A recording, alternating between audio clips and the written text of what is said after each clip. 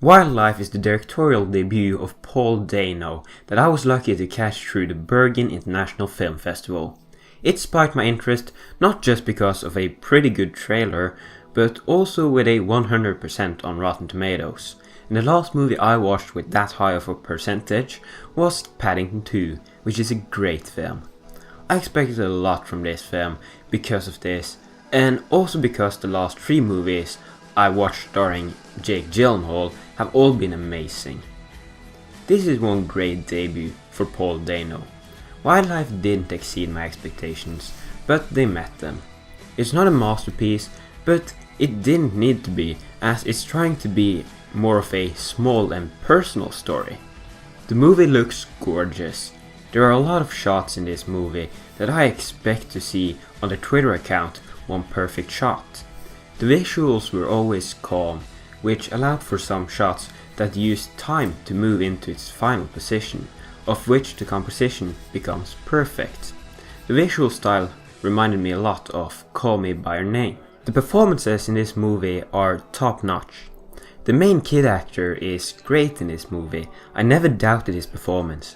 Jake Gyllenhaal is great as always, and a lot of people are saying that Carey Mulligan is going to get nominated for her performance this year. And that's deserved. Her character should be super unlikable, but she manages to make her sympathetic. She manipulates the viewers into thinking that she's vulnerable, and in the end it's up to you to decide whether she's vulnerable or just a bad person. The storytelling of the movie, coupled with the amazing cinematography, made for some really powerful moments. There was one in particular that felt super uncomfortable in a good way, and it was the greatest feeling ever to be able to breathe again after that scene. The movie is as good at tension as Shyamalan used to be. The more personal story made it so that I feared more for the characters than I usually do. I was on the edge of my seat every time something was about to happen that could ruin the family dynamic. Wildlife shines in the story and visual department, but the sound mixing is awful. The dialogue is way too loud compared to everything else, and I wholeheartedly disagree with the movie's choice in music.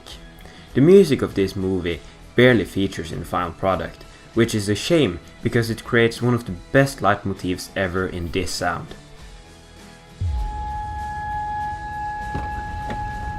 This sound is perfect to hint that something is off, but when they only use it in the movie like 2 times, it doesn't really matter.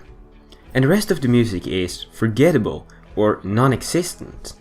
The opening 10 minutes of this movie is hurt by this choice, turning what would be a great opening into an unintentionally awkward edit. At that point I was scared this was gonna be a really shitty movie, but luckily in the end it turned out to be one of my favorites of this year, and I'll give it an 8 out of 10.